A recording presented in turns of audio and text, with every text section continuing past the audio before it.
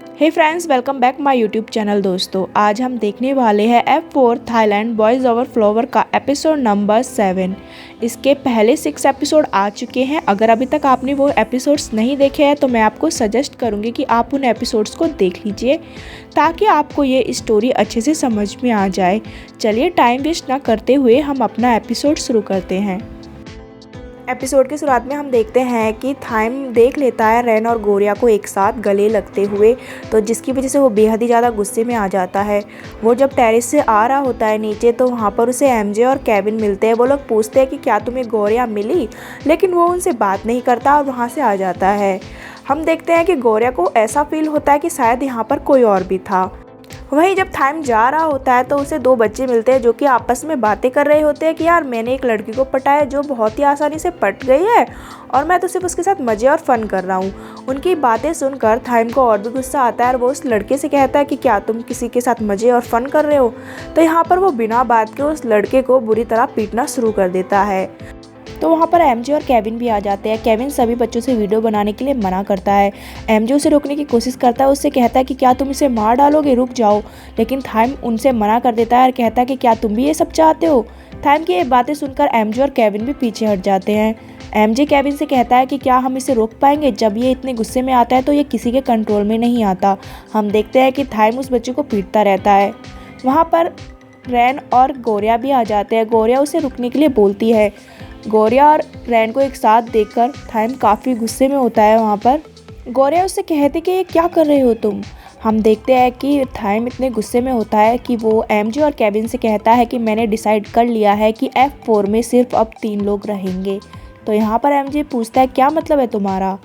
तो यहाँ पर थाइम उससे कहता है कि रैन अब F4 टीम का मेंबर नहीं है, अब वो हमारी टीम से बाहर है। एमजे से कहता है तुम क्या कह रहे हो, ठंडे दिमाग से सोचो, हम सभी फ्रेंड हैं, हम लोग बैठकर आराम से बात कर सकते हैं। तो यहाँ पर थाइम उससे कहता है कि नहीं, तुम दोनों इसके साथ घूमना बंद करो अब। एमजे उससे कहता है ये क्या कह रहे हो तुम। वहाँ पर वो उसे बोलने की कोशिश ही करता रहता है, लेकिन बीच में थाइम कहने लग जाता है क्या तुम मेरे अगेंस्ट जाने वाले हो। तो वहाँ पर एमजे चुप हो जाता है। थाइम उससे कहता है मैं काफ़ी ज़्यादा थक गया हूँ, मैं ये सब कुछ और ज़्यादा टॉलरेट नहीं करने वाला और मैं यहाँ से जा रहा हूँ। हम देखते हैं कि थाइम वहाँ से जाने लग जाता है। गोरिया उसे रोकने की कोशिश करती है, थाइम रुको मेरी बात तो सुनो। तो थाइम उसके हाथ को झटक देता है और उसे उसका फ़ोन रिटर्न करते हुए कहता है क्या अब भी कुछ बचा है बात करने के लिए। एमजे और केविन रैन के पास जाते हैं और उससे पूछते हैं कि तुमने क्या किया है इस बार ऐसा। वो उसे कहते हैं जाओ उसे रोको और उससे बात करो, लेकिन रैन ऐसा कुछ नहीं करता। थाइम ने जिस बच्चे को पीटा था, रैन जाकर उस बच्चे की मदद करने लगता है। हम देखते हैं कि थाइम बहुत ही ज़्यादा गुस्से में जा रहा होता है। वहाँ पे जो भी सामान रखा होता है, डस्टबिन वगैरह, उस सबको पैर मारता रहता है। तो पीछे से गोरिया उसको आती रहती है रोकने के लिए। तो गोरिया ज़बरदस्ती थाइम को एक रूम के अंदर ले जाती है और वहाँ पर उससे कहती है कि मेरी बात तो सुनो, मैं जानती हूँ कि तुम्हें इस फ़ोन के बारे में पता चल गया है और तुम्हें पता चल गया कि मैंने तुम्हें फ़ोन को लेकर झूठ बोला था, लेकिन मेरी बात सुनो तुम एक बार। वो उससे कहती है कि मैं जानती हूँ तुम फ़ोन की बात को लेकर नाराज़ हो, लेकिन तुम्हारी नाराज़गी और गुस्सा मेरे लिए है, तो तुम इस गुस्से को किसी और बच्चे पर मत निकालो और के साथ इस तरह से व्यवहार मत करो। और वह कहती है कि रैन को इस सबके बीच में मत लाओ, रैन ने कुछ भी नहीं किया है। गोरिया उससे कहती है रैन को F4 ग्रुप से बाहर मत निकालो, इस सब करके तुम्हें क्या मिलेगा। हम देखते हैं कि उसकी इतनी बातें सुनने के बाद थाइम को इतना गुस्सा आता है कि वहाँ पर एक टेबल रखा होता है, वो उसे फेंक के मारता है जिससे कि एक कांच टूट जाता है। वहाँ पर थाइम यहाँ पर कहता है चुप हो जाओ, बिल्कुल मत बोलो, एक भी शब्द मत बोलो। तुम उसे बचाना चाहती हो, हाँ तुम उसे बचाना चाहती हो, तुम नहीं चाहती कि मैं उसे F4 बॉयज़ से निकालूँ, ठीक है मैं नहीं निकालूंगा, लेकिन बोलो तुम कि तुम उससे नफरत करती हो। Say it Gorya, you hate him. वो यहाँ पर ऐसा बोलने के लिए फोर्स करता रहता है गोरिया से, लेकिन गोरिया ऐसा नहीं बोलती है। हम देखते हैं कि थाइम इतने गुस्से में होता है कि वो गोरिया पर हाथ उठाने वाला होता है, लेकिन एकदम से रुक जाता है। वहीं हम देखते हैं कि थाइम बहुत ज़्यादा इमोशनल हो जाता है और गोरिया भी थोड़ी सहमी सी रहती है। तो यहाँ पर थाइम उससे कहता है वैसे भी तुम मुझे चूज़ नहीं करने वाली हो। ये बोलकर थाइम वहाँ से चला जाता है। वहीं दूसरी तरफ दिखाया जाता है कि स्कूल के हेडमास्टर के साथ मीटिंग कर रही होती है थाइम की सिस्टर इसी मैटर को लेकर। वहाँ पर वो टीचर्स वगैरह और प्रिंसिपल जो भी होते हैं, डायरेक्टर, वो कह रहे होते हैं कि ये मैटर काफ़ी ज़्यादा प्रॉब्लम क्रिएट करने वाला है, क्योंकि जो पेरेंट्स है उस स्टूडेंट के, वो लोग कॉम्प्रोमाइज़ करने के लिए तैयार नहीं है, वो एक्शन लेना चाहते हैं। तो यहाँ पर उसकी सिस्टर बोलती रहती है थाइम की कि हम लोग सारे कंपनसेशन देने के लिए तैयार है, आप लोग इस प्रॉब्लम को सॉर्ट आउट कर दीजिए। तो वहाँ टीचर्स कहते हैं कि कंपनसेशन की बात नहीं है, प्रॉब्लम वो क्लिप हो गई है, वो वीडियो जो कि बच्चों ने बना ली है, जो कि काफ़ी ज़्यादा वायरल हो रही है। थाइम की सिस्टर उस वीडियो को देख ही रही होती है, तभी हम देखते हैं कि वो वीडियो डिलीट हो जाती है। तो यहाँ पर दिखाया जाता है जो कि थाइम के मॉम के साथ पर्सन होता है, वो आ जाता है वहाँ पर, और वो सबको बोलता है कि अगर उसके फैमिली वाले ईजिली ना माने तो उन्हें फोर्सली मनाओ।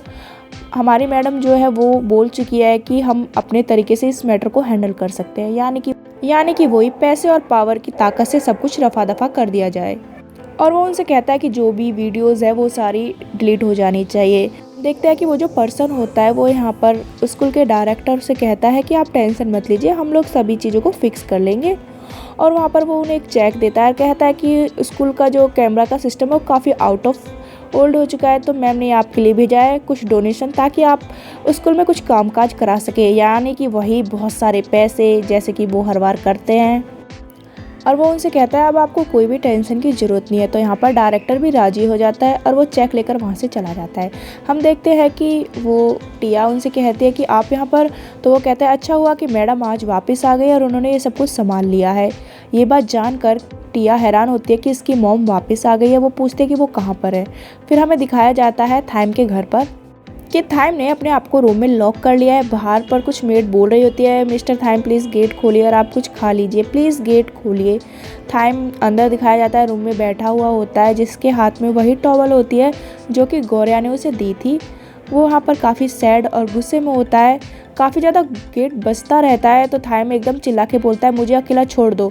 तभी हम देखते हैं कि एक गार्ड उस दरवाजे को तोड़ देता है और अंदर आ जाती है थाइम की मॉम, कुछ हाथ में नोट्स लेकर। हम देखते हैं कि थाइम की मॉम भी बेहद गुस्से में होती है और वो उससे कहती है कि इस बार तुमने बहुत ही ज़्यादा बड़ी प्रॉब्लम क्रिएट की है, मेरे ऊपर तुम्हारे चक्कर में सवाल उठने लगे हैं। तो यहाँ पर थाइम उनसे कहता है आपको कभी भी मेरी चिंता थी क्या? तो यहाँ पर उसकी मॉम कहती है थी मुझे तुम्हारी चिंता, तुम्हारी वजह से मुझे उन लोगों को 100 मिलियन देने पड़े हैं, वो भी तुम्हारी वजह से। तो क्या ये चिंता की बात नहीं हुई? अपनी मॉम की इन बातों को सुनकर थाइम उनसे कहता है कि आपको मेरी चिंता है या फिर कंपनी की? तो यहाँ पर उसकी मॉम कहती है अच्छा तुम ऐसा सोचते हो, मुझे लगा था कि तुम्हें कुछ ना कुछ फील होगा, लेकिन नहीं, तुम बिल्कुल भी कुछ फील नहीं कर रहे हो, कोई भी एम्बेरसमेंट या फिर शर्मिंदगा महसूस नहीं कर रहे हो। उसकी मॉम कहती है ये सब कुछ उस लड़की की वजह से है ना। तो यहाँ पर थाइम की मॉम उसे वो फ़ोटोज़ दिखाती है जिनमें गौरिया और थाइम एक दूसरे के साथ होते हैं। उन सभी चीज़ों को देखकर एकदम थाइम हैरान हो जाता है और अपनी मॉम से पूछता है कि आप क्या करने वाली है, आपने क्या किया है? तो उसकी मॉम यहाँ पर कहती है मैंने अभी तक कुछ नहीं किया है, मुझे लगा था तुम इस लड़की के साथ सिर्फ मज़े कर रहे हो, फ़न वगैरह कर रहे हो, लेकिन नहीं, ये तो कुछ और ही होता जा रहा है। तुमने इस लड़की के चक्कर में इतनी बड़ी प्रॉब्लम क्रिएट कर दी है। अच्छा यही होगा कि तुम जैसे पहले थे वैसे बन जाओ। वो यहाँ पर उसे वार्निंग देती है कि मेरी बात को अच्छे से समझ जाओ, नहीं तो मुझे मजबूरन वही करना पड़ेगा जो कि मैंने तुम्हारी सिस्टर के साथ किया था। ऐसा बोलकर उसकी मॉम वहाँ से चली जाती है। इस बात को सुनकर थाइम काफ़ी ज़्यादा परेशान हो जाता है। वहीं दूसरी तरफ हम देखते हैं गौरिया के अंकल को, जो कि कंप्यूटर पर देख रहे होते हैं कल के होने वाले इंसिडेंट की वीडियोस वगैरह को, लेकिन उन्हें वहाँ पर एक भी वीडियो नहीं मिलती। वो सोचते हैं कि कल तक तो सब कुछ यहीं पे था, आज सारे वीडियोस वगैरह कहाँ पर चले गए, सब डिलीट कैसे हो गए। तभी उन्हें वहाँ पर न्यूज़ दिखाई देती है कि F4 ग्रुप जो है वो टूट रहा है। सारे इंटरनेट पर यही वायरल हो रहा होता है कि F4 बॉयज़ का ग्रुप टूट रहा है और उस ग्रुप के टूटने का जिम्मेदार कौन है आखिरकार। इस बात को जानकर अंकल भी हैरान होते हैं। हम देखते हैं कि अंकल इन सभी न्यूज़ को पढ़कर सुना रहे होते हैं गौरिया और कैनिंग को, लेकिन वो दोनों तो अलग ही खोई हुई रहती है। गौरिया काफ़ी ज़्यादा परेशान और शॉक्ड रहती है और कैनिंग को हम देखते हैं जो कि अपने फ़ोन में बिजी होती है। तो वहाँ पर अंकल कहते हैं तुम लोग सुन भी रहे हो मेरी बात को? तो यहाँ पर हम देखते हैं कि फिर गौरिया कैनिंग से पूछने लग जाती है क्या तुम टेस्ला को मनाने की कोशिश कर रही हो?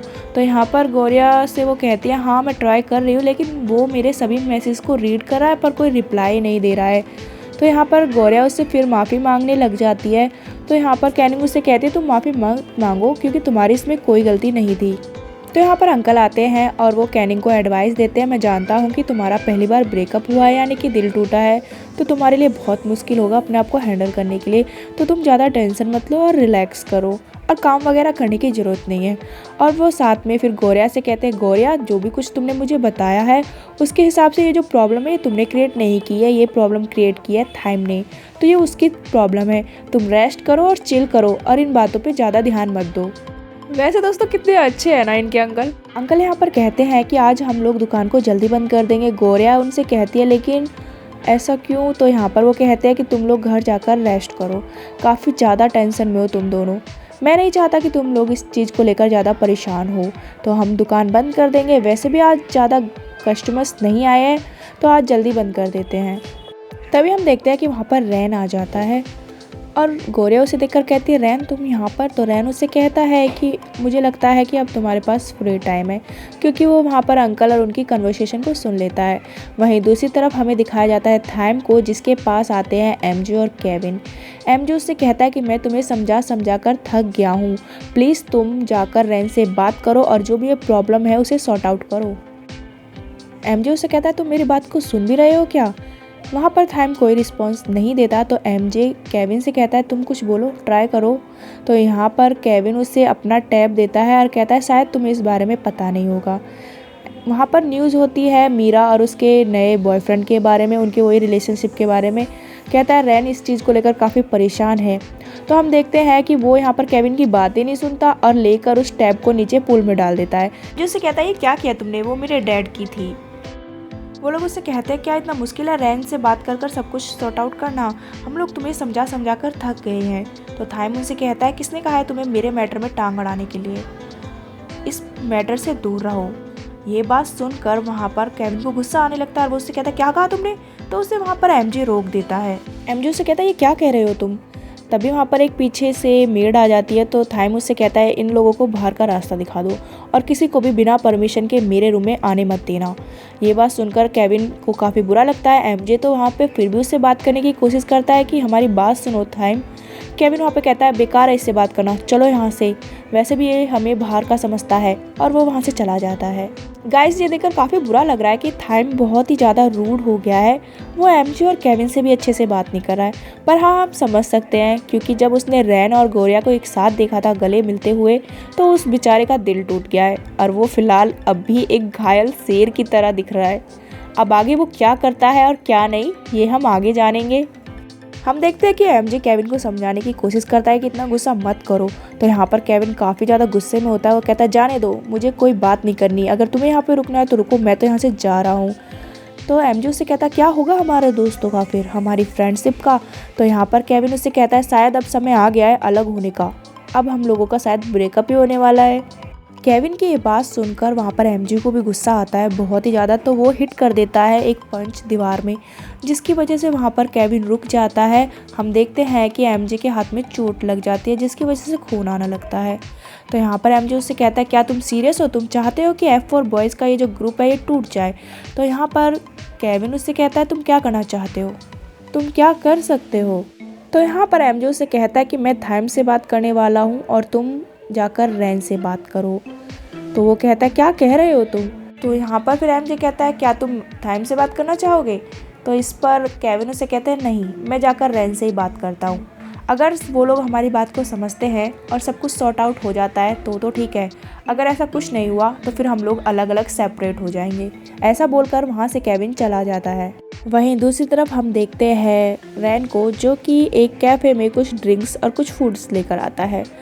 वहाँ पर वो बड़े स्माइल से ये सब कुछ रखता है गौरिया के सामने। तो गौरिया उससे पूछती है ये सब क्या है? वो उससे कहता है ये सोया मिल्क है और ये सोया आइसक्रीम। तो गौरिया उससे पूछती है तुम्हें ये सब चीज़ें पसंद है? तो उससे रैन कहता है नहीं, मुझे तो सोया से एलर्जी है। ये सुनकर गौरिया हैरान होती है और उससे सवाल करती है तो फिर तुम ये सब कुछ खरीद के क्यों लाए हो? तो यहाँ पर उससे रैन कहता है मुझे लगा तुम्हें ये सब कुछ पसंद होगा, क्योंकि तुमने उस दिन यही तो पिया था। तो यहाँ पर वो सीन दिखाया जाता है कि जब सोया मिल्क गौरिया के फेस पर लग जाता है और वो उसकी हटाने में मदद करता है रैन यहाँ पे। तो गौरिया उसे कहती है ओ तुम्हें ये अब तक याद है?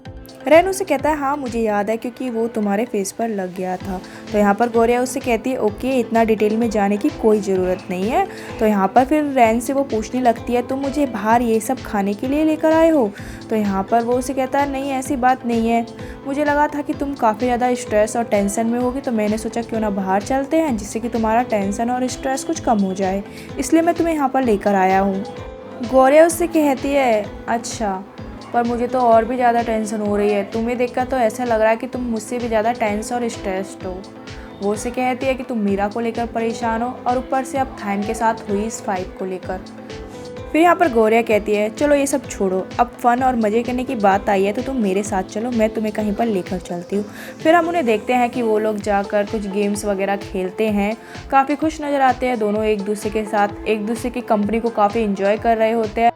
तभी हम देखते हैं कि रैन बैठकर उसका स्केच बनाने लग जाता है जैसा कि वो मीरा का बनाया करता था। दोस्तों कहीं ऐसा तो नहीं है कि रैन को प्यार हो गया है गौरिया से?